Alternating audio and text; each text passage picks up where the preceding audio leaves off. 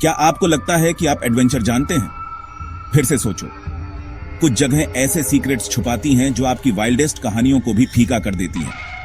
उत्तराखंड में इंडियन हिमालय के ऊंचे पहाड़ों में रूपकुंड लेक है जो साल के ज्यादातर टाइम जमी रहती है।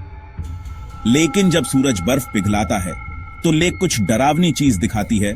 सैकड़ों इंसान के कंकाल जो उसके शैलो पानी में और आसपास बिखरे हुए हैं। लोग इसे स्केलेटन लेक कहते हैं। सोचिए, कई दिनों तक ट्रैकिंग करने के बाद 16,000 फीट से ज्यादा ऊंचाई पर पहुंचकर आपको सिर्फ हड्डियां और खोपड़ियां घूर रही हों। यह कोई मूवी सेट नहीं है, यह रियल है, एक मिस्ट्री जिसने साइंटिस्ट्स और एडवेंचरर्स को दशकों से हैरान कर रखा है। ये लोग कौन थे? सदियों पहले वे सब यहां एक साथ क्यों मरे? रूपकुंड सिर्फ एक ट्रैक नहीं है, यह 1000 साल पुरानी ट्रेजेडी की जर्नी है जिसे नेचर ने खुद प्रिजर्व किया है। लेक में सिर्फ कंकाल नहीं है, इसमें फेट, डिजास्टर और पहाड़ों की रॉ पावर की कहानियां हैं।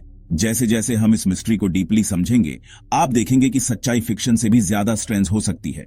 क्या आप स्केलेटन लेक की कहानी का सामना करने के लिए तैयार हैं? चलो शुरू करते हैं। लोकल्स के लिए रूपकुंड में हड्डियां पुरानी न्यूज थीं, सिर्फ एक लेजेंड जो वैलीज में फुसफुसाया जाता था। लेकिन 1942 में एच के माधवाल नाम का एक ब्रिटिश फॉरेस्ट गार्ड समर की धूप से बर्फ पिघलने के बाद लेक पर पहुंच गया। जो उसे मिला वह कुछ हड्डियां नहीं थीं, वह एक मैस ग्रेव थी। खोपड़ियां, फीमर, पसलियां सब एक साथ उलझी हुई थीं। वर्ल्ड वॉर 2 के दौरान ब्रिटिश अथॉरिटीज को डर था कि ये जापान के सोल्जर हैं जो इंडिया में घुसपैठ कर रहे हैं। एक अर्जेंट इन्वेस्टिगेशन हुई, लेकिन रिमेन्स पुराने थे, हाल के नहीं। कंकाल इनक्रेडिबली वेल प्रिजर्व थे, जिनमें फ्लेश, बाल और कपड़े अभी भी दिख रहे थे। जापानी थ्योरी को जल्दी ही खारिज कर दिया गया, जिससे मिस्ट्री और बढ़ गई। अगर सोल्जर नहीं तो कौन? और यहां उन्हें कौन सी डिजास्टर ने मारा? रूपकुंड एक ग्लोबल क्यूरियोसिटी बन गई, जिससे एक्सप्लोरर्स और साइंटिस्ट्स आकर्षित हुए। हर गर्मी में जैसे ही बर्फ पिघलती, लेक अपना हॉन्टिंग सीक्रेट दिखाती, एक साइलेंट स्टोरी जो समझने का इंतजार कर रही थी। सोल्जर की थ्योरी खत्म होने के बाद अंदाजे तेजी से लगने लगे। कुछ ने सोचा कि कंकाल 1841 में जनरल जोरावर सिंह की खोई हुई आर्मी के थे, जो हिमालयन बर्फीले तूफान से खत्म हो गई थी। दूसरों ने रिचुअल सुसाइड का सुझाव दिया। पिलग्रिम्स एक सेक्रेट साइट पर अपनी जान दे रहे थे, लेकिन मास सुसाइड का कोई एविडेंस नहीं था और ग्रुप में आदमी, औरतें और बच्चे भी शामिल थे। एक और थ्योरी ने अचानक आई महामारी को दोषी ठहराया, लेकिन हड्डियों में बीमारी के कोई साइन नहीं थे। रिमेन्स हेल्दी, स्ट्रॉन्ग थे और वो वायलेंटली मरे थे। शुरुआती थ्योरीज में से कोई भी सारे फैक्ट्स पर फिट नहीं बैठती थी। मिस्ट्री और डीप होती गई, साइंस के आने का इंतजार कर रही थी। सालों तक रूपकुंड की कहानी सिर्फ अंदाजा थी, जब तक साइंस ने एंट्री नहीं की। रेडियो कार्बन डेटिंग ने सब कुछ बदल दिया। हड्डियों में कार्बन 14 को मापकर साइंटिस्ट्स आखिरकार बता पाए कि ये लोग कब मरे थे। रिजल्ट्स ने सभी को शॉक कर दिया। कंकाल लगभग 850 ईस्वी के थे, 1000 साल से भी ज्यादा पुराने। खोई हुई आर्मी की थ्योरी बाहर हो गई, महामारी की थ्योरी बाहर हो गई। यह एक प्राचीन ट्रेजेडी थी।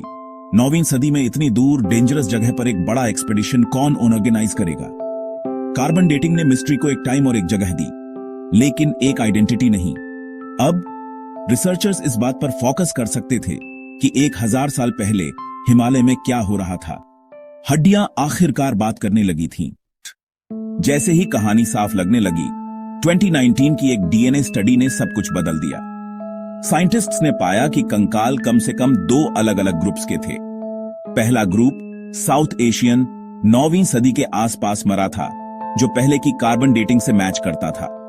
लेकिन दूसरे ग्रुप के एंसेस्टर्स ईस्टर्न मेडिटेरेनियन से थे, जैसे ग्रीस या क्रीट जैसी जगह। इससे भी ज्यादा स्ट्रेंज बात यह थी कि वे बहुत हाल ही में मरे थे, लगभग 1800 के दशक में।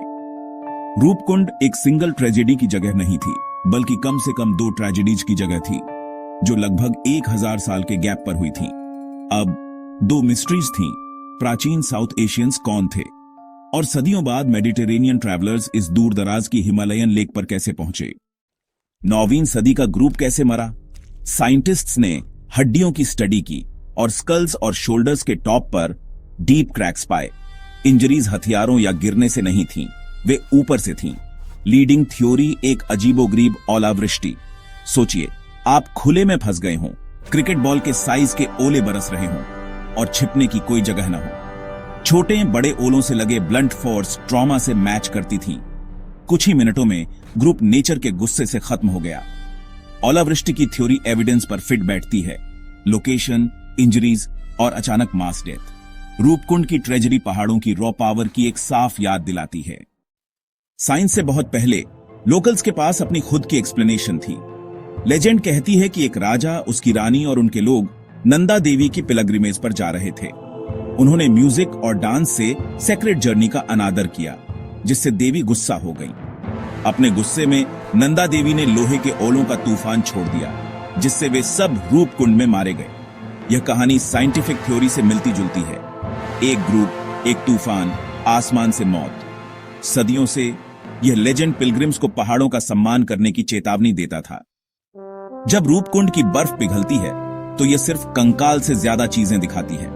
Leather slipper, bamboo walking sticks, लकड़ी के कटोरे, ग्लास बीड्स और यहां तक कि एक छाता भी मिला है। ये आर्टिफैक्ट्स दिखाते हैं कि ट्रैवलर्स अनऑर्गेनाइज्ड थे, पर्सनल बिलोंगिंग्स और ज्वेलरी ले जा रहे थे। महिलाओं की प्रेजेंस और रॉयल्टी के सिंबल लोकल लेजेंड को दोहराते हैं। ये ऑब्जेक्ट्स कंकालों को रियल लोगों में बदल देते हैं, जिससे उनकी कहानी विविड और ह्यूमन लगती है। आज रूपकुंड एडवेंचरर्स के लिए एक लेजेंडरी ट्रैक है। रास्ता जंगलों, घास के मैदानों और आखिरकार ऊंचे बर्फीले पहाड़ों से होकर गुजरता है। यह एक टफ, हाई एल्टीट्यूड जर्नी है जिसे रिस्पेक्ट की जरूरत है। लेकिन पॉपुलैरिटी के साथ प्रॉब्लम्स भी आईं। टूरिस्ट्स ने कंकालों को डिस्टर्ब किया और नाजुक इकोसिस्टम को डैमेज किया। 2018 में अथॉरिटीज ने साइट को प्रोटेक्ट करने के लिए कैंपिंग और कमर्शियल ट्रेकिंग पर बैन लगा दिया। रूपकुंड सिर्फ एक डेस्टिनेशन नहीं है, यह ह्यूमन हिस्ट्री का एक पीस है जिसे प्रिजर्व किया जाना चाहिए। रूपकुंड सिर्फ एक लेक नहीं है जिसमें एक सीक्रेट है।